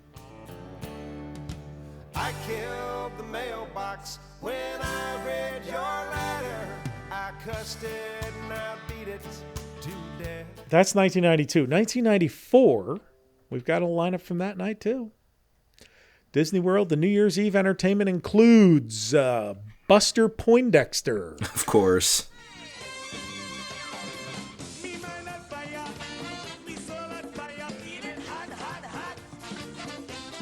Buster Poindexter singing "Hot, Hot, Hot." Yeah, and, that's and nothing else. we have that on. Did he do anything else? He did have. I think he had one other like that. I mean, he was David Johansen was his real name. Yeah. He was in the New York Dolls. He had a ton. I mean, he did a ton of stuff, but that was, I think, the only thing he ever had that really hit like top made 10. him money. Yeah.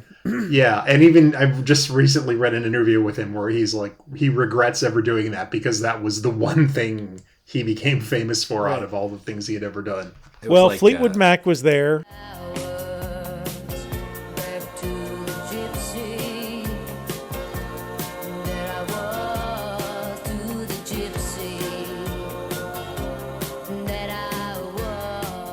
On one of their many reunions. So they in 1994 they were playing in Walt Disney World. Peabo Bryson. To make it through love, always finds a way when the clouds have no. Who was probably contractually obligated after Beauty making and the all Beast. that money on the Beauty and the Beast song that he probably had to be there.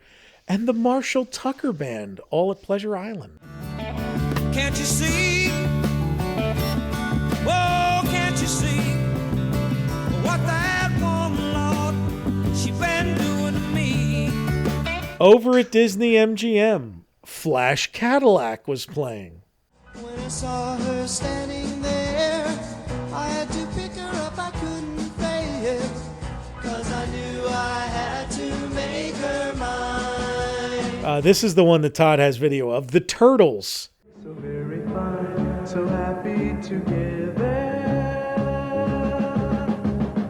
I can't see me loving nobody but you for all my life. So I mentioned to him today that the Turtles are. I was like, hey, a video of that. And he's got a video of a sign showing the Turtles.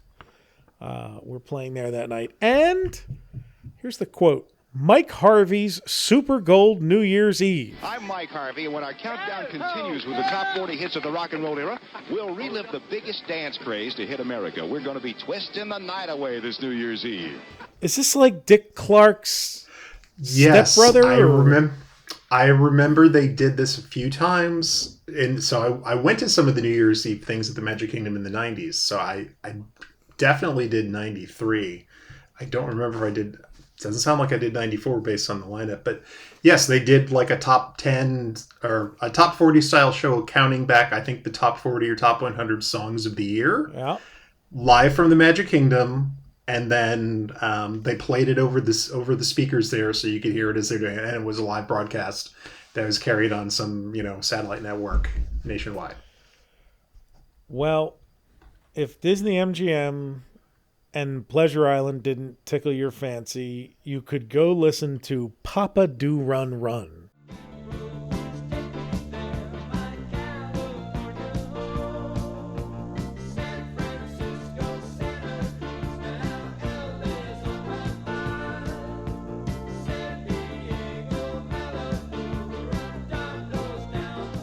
At the Magic Kingdom. Again, I will plead ignorance. 1994, I'm not sure where I was, but I'm not familiar with Papa Do Run Run. Can somebody help me out there? I know that band was always around. I guess they It says they covered lots of Beach Boys and Frankie Valli and 60s surfer music. Okay. So they were like the up here with the Flaming Caucasians, like a famous cover band that runs around, and there's a couple of others up here. Yeah, it'd be like Sha Na Na or somebody. I got it. You're like, Where okay, like, you want a band that does yeah, 50s great? You get Sha Na Na. The You want a good band stage that does... presence and like gets the crowd into it and all. So I have a couple of notes here. We're going to jump a few years ahead unless somebody's got something to jump in.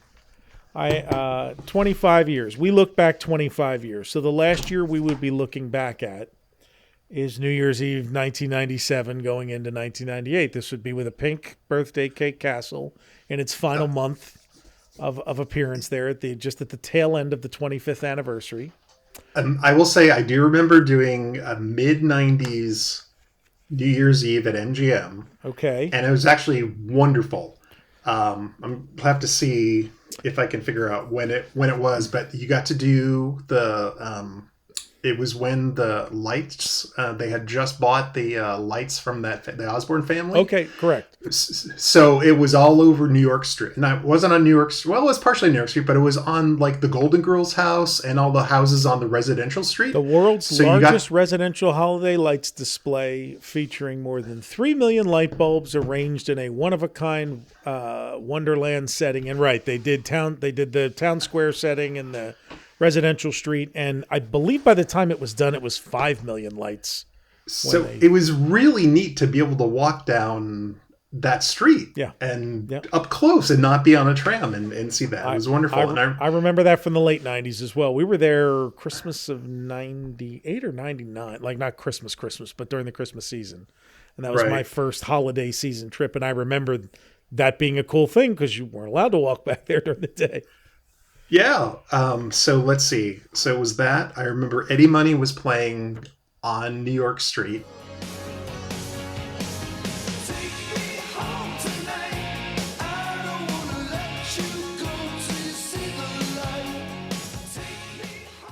And then Lauryn Hill from the Fugees was the headliner that played in front of the Grauman's Chinese Theater. Okay. And her opening act was Michael Winslow from from Police Academy? Police Academy, yes. Making sound effects. All right. Making sound effects and some jokes.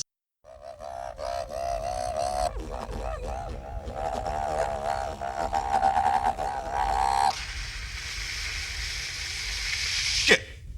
You know, the bleeps. The sweeps. And the creeps. That's not all he's lost. We talked about this in a prior episode, or maybe I'm confusing it with Gilbert Gottfried's podcast, but it was not uncommon for comedians to open for rock band and musician acts. Like they would travel the country. A guy named Jackie Kahane used to travel with Frank Sinatra for years and do the opening, he'd go out and I think it was he'd go out for like 25 minutes and do I just flew in from New Jersey, boy are my arms tired, they would do like the 20-minute act and they're like, ladies and gentlemen, Frank Sinatra, anywho, actually Jackie Kahane used to do it for Elvis. That's what I'm thinking of. He used to do it for Elvis. So the end of 25 years ago, half a century into Walt Disney World, New Year's Eve at Pleasure Island, name talent performances. That's all they say here because this is a brief thing on 3 stages, incredible buffets, awesome fireworks, and confetti at midnight. And I actually forgot that they used to do that. They would, in addition to the fireworks, they would do the confetti streams at midnight. At Pleasure Island, and so then they'd have to vacuum up all that stuff with their vacuum sucks. Disney MGM Studios, Hollywood style New Year's Eve, blast into 98 with a rock and roll concert experience, stand-up comedians performing live on stage, and fantastic fireworks. And for those who don't remember, they did the Symphony in the Stars fireworks at Disney MGM Studios. Fantasy in the Sky was Magic Kingdom and Disneyland. And here's a little touch on Epcot. And I don't know, somebody's going to write in and tell us because somebody knows, when the Epcot, the New Year's Eve described here is New Year's Eve now at Epcot. It says, celebrate the New Year in 11 different countries. Join the excitement of rock and roll, a high-tech disco party, Jamaican reggae, the Bob Davis Orchestra, and our very own British Invasion, plus a special edition of Illuminations. So the big thing now, like New Year's, or Epcot is New Year's Central now, because you walk around World Showcase and each country has its different kind of setup, and it is totally unlike whatever you see the other 364 days a year at Epcot. So there's like techno silent disco going on one place and like a heavy metal band in one country. And it's always this really, I remember when I was there a few years ago, there was a DJ booth, a temporary DJ booth set up outside of between where Mouse Gears is and Mission Space, like in that area there. It's literally a DJ set up with like, lights on the poles and all, and like to set that up as like a dance party area. Like it's just so I'm not sure when Epcot developed into that. Clearly it was sometime in the 90s, because here by 1998 it has become what it is now, which is very much a place that locals and cast members go for their New Year's Eve party. So I just found that interesting. I don't know when it started. Howard, you spent a lot of time there in the earlier 90s. Any? Yeah, I don't. To be honest, I'm trying to remember. So I remember Epcot being an option during the early to mid 90s, but it was never the most attractive. For us, it was always the Magic Kingdom was the best place to go. Because the options were not right. Epcot's always traditionally has been a park for the older, slower crowd. Right. So, the Magic Kingdom would be jam-packed with like 90 to 100,000 people on a New Year's Eve. In the early 90s, they would have to shut off guest entry for an hour or two and let some people filter out before they would let the next batch in. So, I would have to show up there by, say, like 5 o'clock or 6 o'clock, driving over from Sarasota or St. Petersburg. Otherwise, you might be shut out until like 7 or 8. So it was. So yeah, I'm not sure when Epcot finally kind of took off and it got liked. Probably as that shift happened, we're going to the World Showcase was more popular. Probably the Millennium Celebration, I think, was probably that's my guess as well. Is when it really kind of developed into what it is today. There's one other note about this. Looking back, as far as we look back on this program, 25 years. Of that 1997 going into 1998 New Year's, that evening's New Year's Eve party and midnight fireworks display over Sleeping Beauty Castle were broadcast live from Disneyland as part of Dick Clark's New Year's Rockin' Eve on ABC TV, which Disney had purchased a few years earlier. So it would have been 9 o'clock in Disneyland when they lit those fireworks off.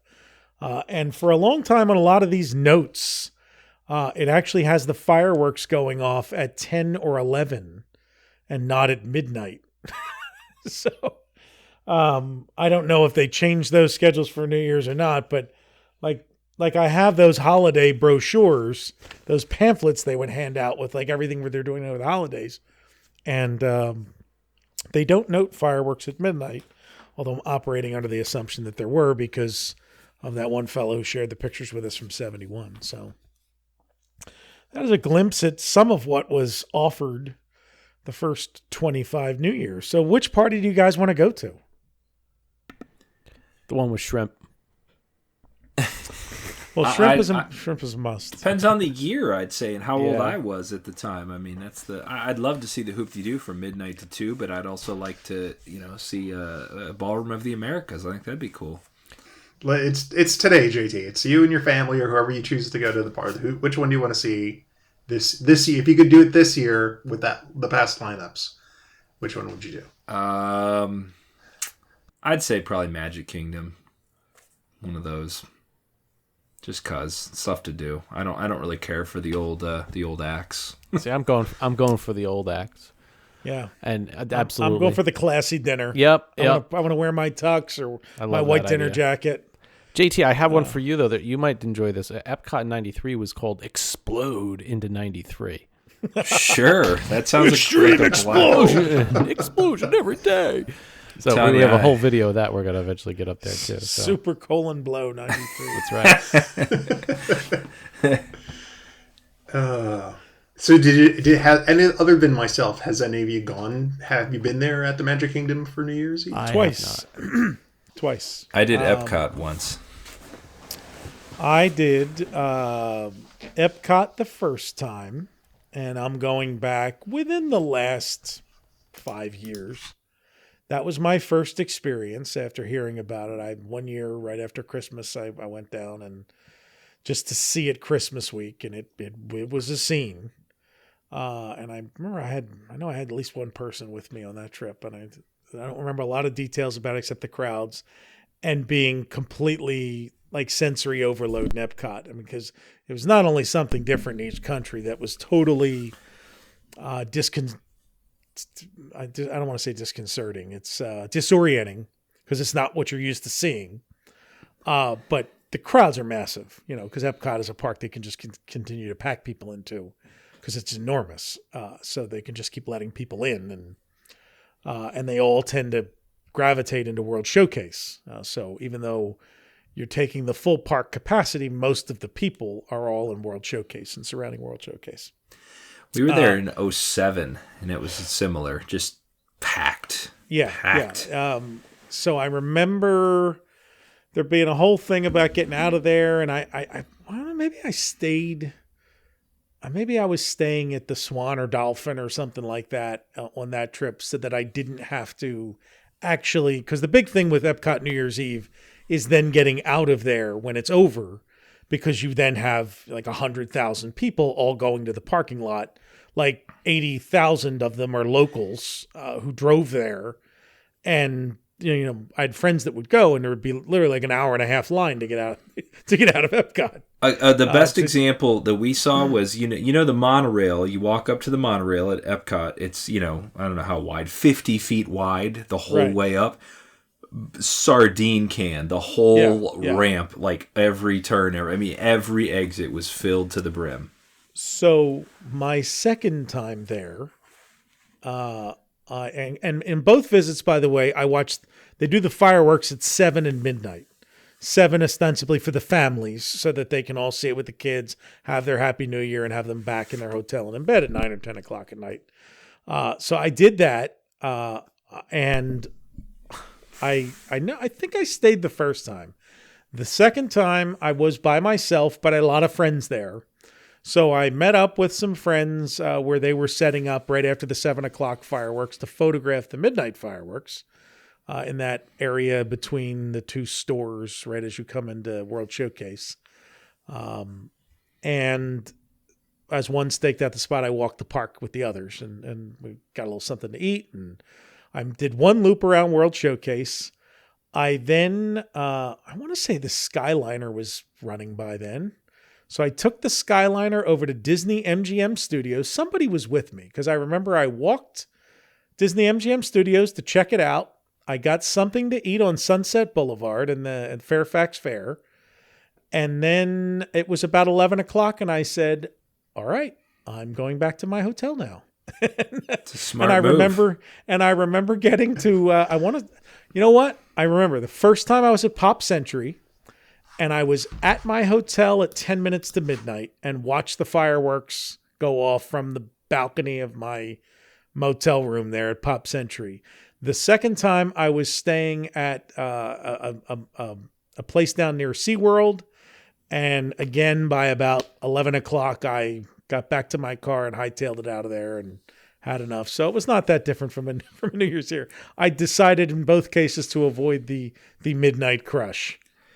Yeah, we got into the park at Epcot. I mean, we got there early because we knew it would close to capacity. And by about 11, 12 o'clock, they were pretty much like not letting people in. And I remember it was so busy, we had everywhere to buy drinks. If you want to drink on New Year's was like, 20 deep. We found that the cafeteria in the Land Pavilion had no lines to buy beer in. So we ended up in there buying beer for New Year's, and the Living with the Land ride wasn't that busy, so we rode that a couple times just as something to do. That first trip I also remember was the first time I was ever routed backstage. Oh yeah. So because they would route you backstage to avoid crowds coming out of certain places. So this was the shortcut behind the Imagination Pavilion. Yeah. To get us into some point at World Showcase. I don't remember where, but instead of sending you that way, they directed you. Pop out about UK or so. Right, yeah, they're behind Imagination, and that was an interesting experience. I mean, because I just never been back there before, so I thought that was a neat thing. But yeah, those are my memories. I mean, fond. I mean, it was just fun. They hand out hats and noisemakers, which they didn't do this year. and some people complained about because it had been something they'd been doing for a long time. Yeah. The thing is, they would That's start surprising. handing them out late afternoon for all of those 7 o'clock fireworks families. So like by 4 o'clock, they'd start handing them out. Well, I got to tell you, if you spent any time in Epcot, all you heard from like 4 o'clock on was It's like the these kids- Vuvuzela from Yes. From the World Cup. the World Cup. Yep. And These- those these hats. guys- Everybody's wearing a black hat. Gotta wear that. Yeah, everybody had the New Year's hats on, but the big thing was the horns. And people would just, from 4 o'clock on, the poor birds that live in Epcot were like, just It's those woodpeckers. blowing those. Yeah, they're in the parking lot. Oh, that's They right. eat But- for free. They can deal with it for one. Yeah. Yeah, they So- got rid of a Figment popcorn bucket. They're lucky. So recently the hats were black. I thought they were black when I was there. You know, those New Year's top hat looking Yeah. things or whatever. They Yeah, were they made out of paper? Like what were they made out just of? plastic. Plastic? Were they I thought they were paper hats. My recollection is paper hats, but they could be plastic. I remember like I a don't- glossy So- plastic. So in the 90s, they were white, like with like confetti paper like mixed into it, and it's like they sandwiched it between pieces of clear plastic and then like pushed it, like almost vacuum formed it into a hat shape. I almost feel like this is the point where you're going to turn around and dig into a drawer. I'm like, oh, I have 7 of them here. No, I didn't keep any of them, but it's the one thing that like they did give out the noisemakers too, and even back then, you're right, it was mad. But people would take the hats and they would throw them off the rides of the Magic Kingdom, and so like the floor, like you'd be on Peter Pan's flight, and like London was like littered with the New Year's Eve hats. This is why we can't People- have nice things. Well, I think, Brian, I appreciate you putting this all together. I think there's only one thing we can say. The flames of love extinguished and fully past and gone, is thy sweet heart now grown so cold, that loving breast of thine, that thou canst never once reflect on old lang syne. Oh, how that's so, or Todd, that's so nice. Well, you know, I'd put a little poetry in there. What I would from have to Robert say Burns. now is the only thing to say now is breakfast is served. It's time to make That's breakfast, right? Like we've celebrated New Year's. Hal's got a wake-up drink to get you up off the floor. So- That's true. I wonder if they actually cut service off, like at a certain point at those. If it was like 12:30 or something, we actually, it's included. But once breakfast is out, you can just get coffee and orange juice. And I'm betting once they handed out that complimentary champagne glass, the bar was closed. that could be, I think that's usually what they do is like they close up the bar, then they bring out the champagne and use the bar area to like stage it so they can hand it out to everyone, and then boop, that's it, it's done. Then it's time for the you can have orange you juice can keep and dancing coffee. and have a little, a little Sanka and some scrambled eggs or a pastry. That's right. But it's so funny. I have a vivid recollection of the first time my dad told me that, they wheeled out breakfast at 12:30. I'm like, what? It's like, yeah, they put out like a little breakfast spread. And it was like that. I wish they did that. Yeah, it was a very common Gosh, I thing. could That's use like a that. thing we should bring back, right? Like, I was at a Yeah. wedding not long ago where there was an 10 or 11 p.m. course after like a few hours after we'd eaten dinner.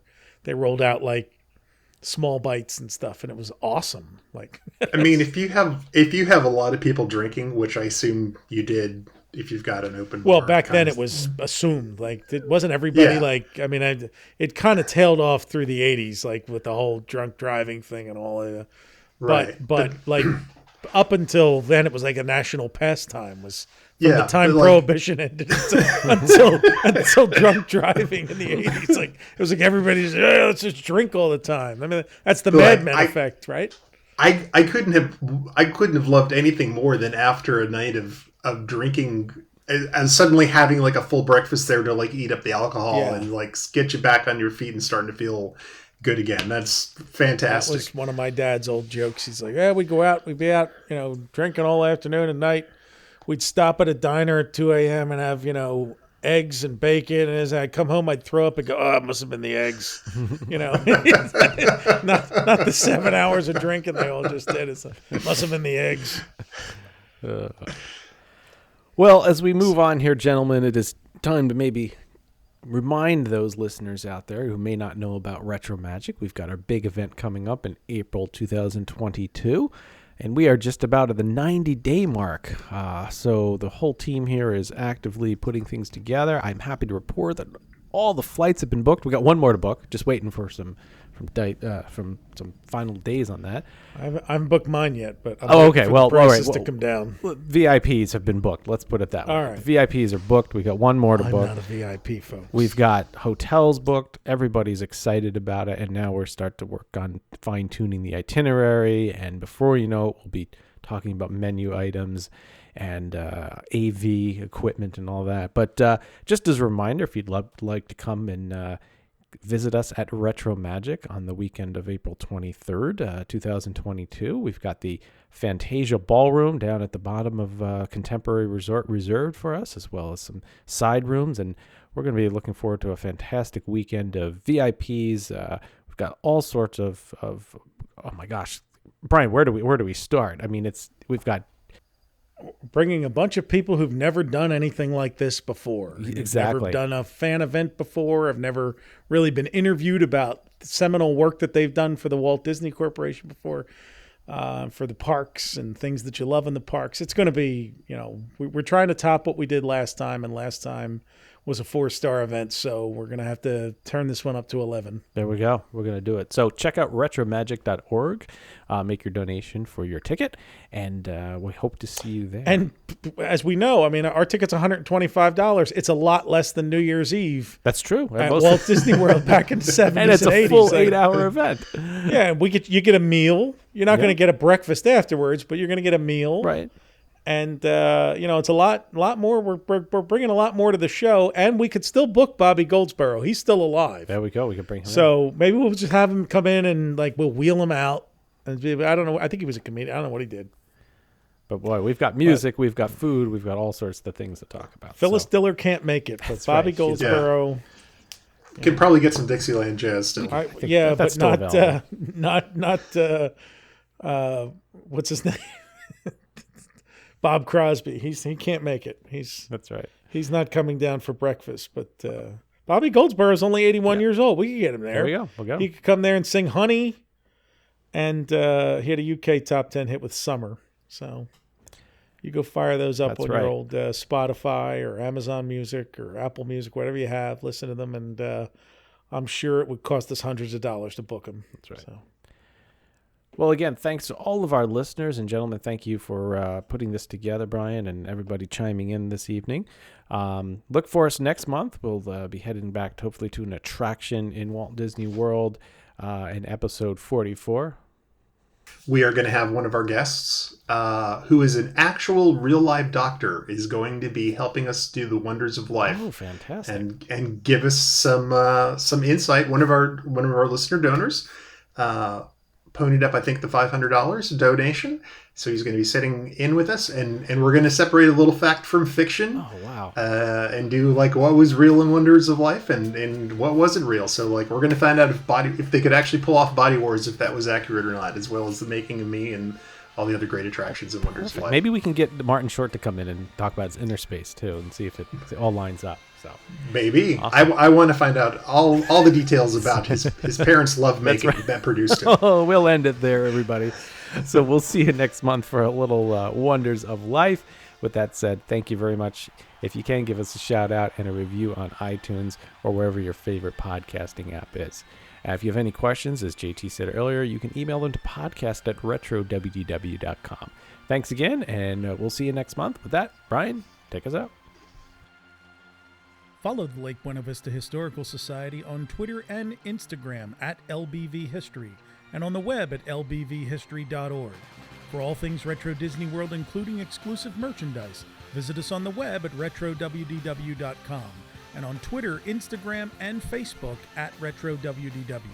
And follow our hosts, Todd McCartney, on Twitter @WDWMS, Hal Bowers on Twitter and Instagram @GoAwayGreen, JT Cougar on Twitter @LS1JT, and on YouTube at Rubber City Motoring, and on the web at rubbercitymotoring.com. And you can find me on Twitter, Facebook, and Instagram @Brian P. Miles. Retro Disney World is the monthly podcast of the Lake Buena Vista Historical Society, a nonpartisan, nonprofit, tax-exempt 501c3 organization and is not affiliated in any way with the Walt Disney Corporation or any of its subsidiary or affiliated entities.